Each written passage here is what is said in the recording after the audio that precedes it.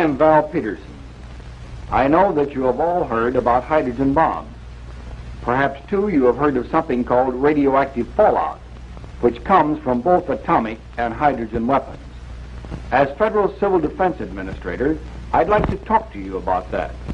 For if this country is ever subjected to an enemy attack, what I'm going to show you now might someday save your life. First, let's take a look at this sketch. The familiar mushroom of the atomic or hydrogen bomb. Notice these particles falling out of the cloud. This is an artist's conception of fallout. Actually, what happens is this.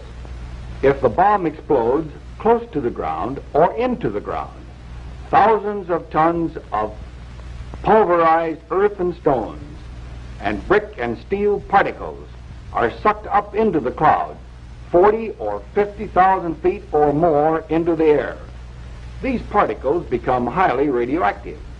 Much of this material spills out of the mushroom cloud around the point of explosion. The rest is carried along by the winds for some distance before it falls to the earth. This second sketch shows how the cloud has begun to break up and to drift with the winds. Now here is one highly significant point. Radioactive fallout can occur from an absolutely clear sky. You do not have to see the atomic cloud itself over your head to be in a fallout area. This sketch will give you a general idea of the fallout pattern. This being the city which is the target city, the material will fall out over a considerable area downwind from the target. Now, I'm not here to try and frighten you. As a matter of fact, Americans just don't scare easily anyway. And it's a good thing that they don't in this atomic age. But it is a part of my job as Federal Civil Defense Administrator to give you the facts. Here they are, as far as we know them at this time. All nuclear weapons, atomic and hydrogen bombs alike, produce radioactivity. With the smaller atomic weapons, we did not have to worry too much about fallout. With the larger atomic bombs, and especially with hydrogen weapons, radioactive dust will fall to Earth far beyond the range of fire and blast in the direction of the prevailing winds at the time of the explosion. Now, as you can see, fallout will be a threat not only to so-called target areas, but to many smaller communities far removed from the cities under attack.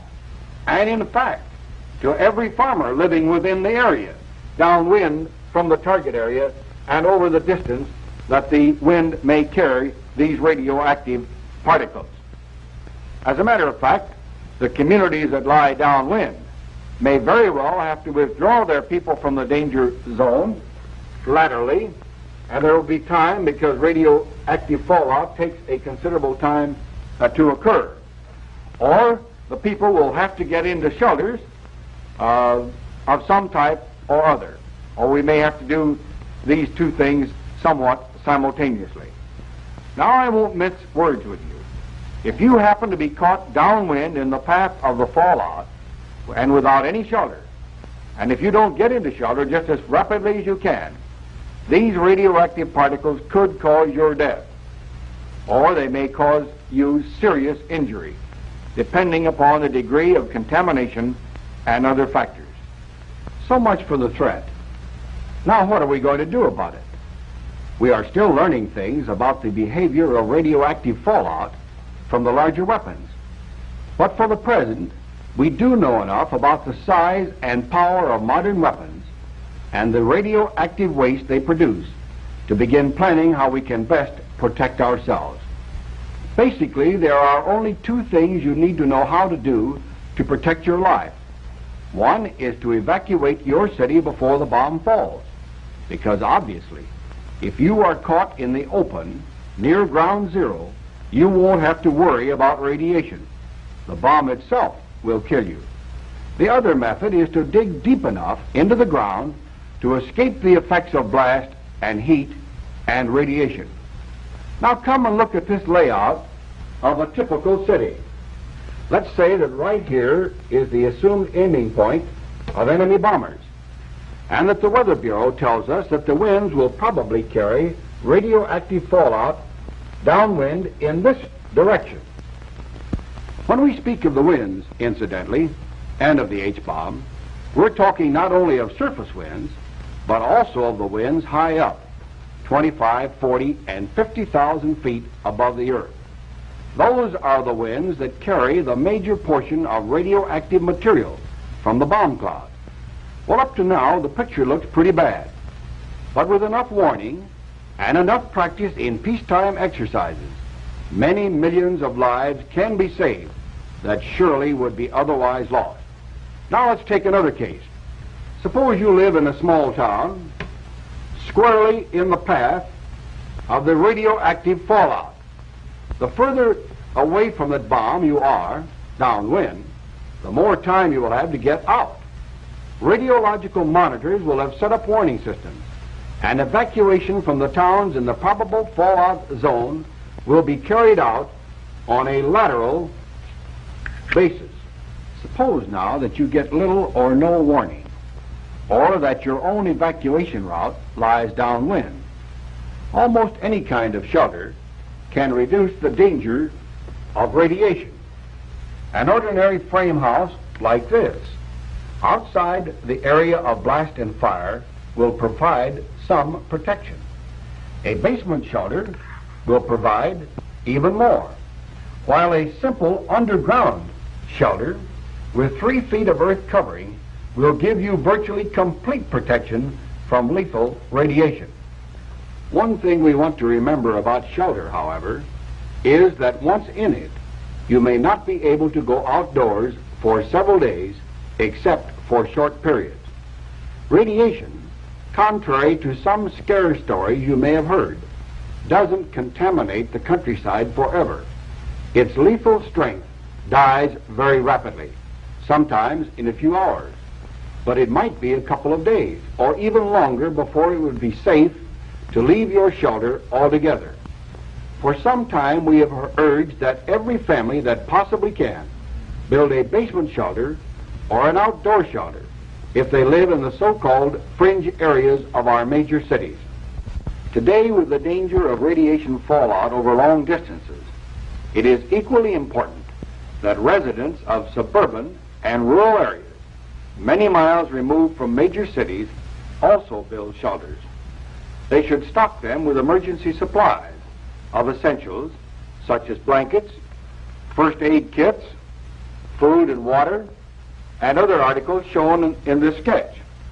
A battery-operated radio will enable you to receive civil defense news and instructions over the Conrad emergency radio broadcasting frequencies at 640 and 1240 on your dials. Civil defense, in the final analysis, has always been a local problem. Some areas, for instance, could be evacuated practically around a 360-degree circle. In other areas, such as this one, where a city has an ocean on one side and may be surrounded by rivers, evacuation problems will be far more difficult. Civil defense, like military defense, must be flexible and adaptable, both to new weapons and varying local conditions. I'd like to emphasize this one point in closing. We'll do all we can in the federal government to get information to you on defense against these new weapons as fast as the scientists can give it to us. And believe me, there are defenses. We'll help you all we can, but the responsibility is first of all yours to work out in conjunction with your local civil defense director. Cooperate with him by participating in evacuation and shelter tests, by taking first aid and other civil defense training. Help that civil defense director of yours all you can. He has a big job, a job that could save your life, the lives of your family, your neighbors, the life of our nation. Thank you.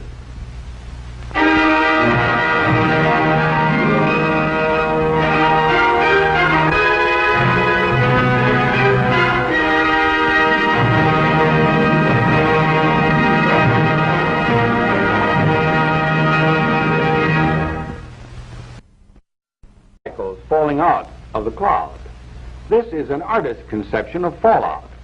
Actually, what happens is this. If the bomb explodes close to the ground or into the ground, thousands of tons of pulverized earth.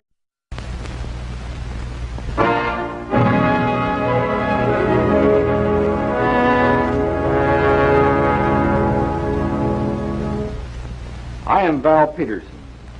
I know that you have all heard about hydrogen bombs.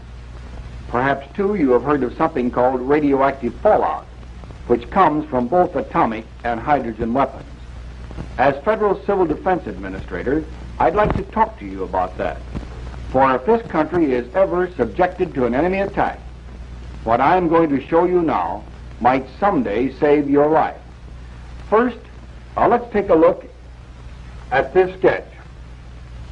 The familiar mushroom of the atomic or hydrogen bomb. Notice these different stones and brick and steel particles are sucked up into the cloud, 40 or 50,000 feet or more into the air. These particles become highly radioactive. Much of this material spills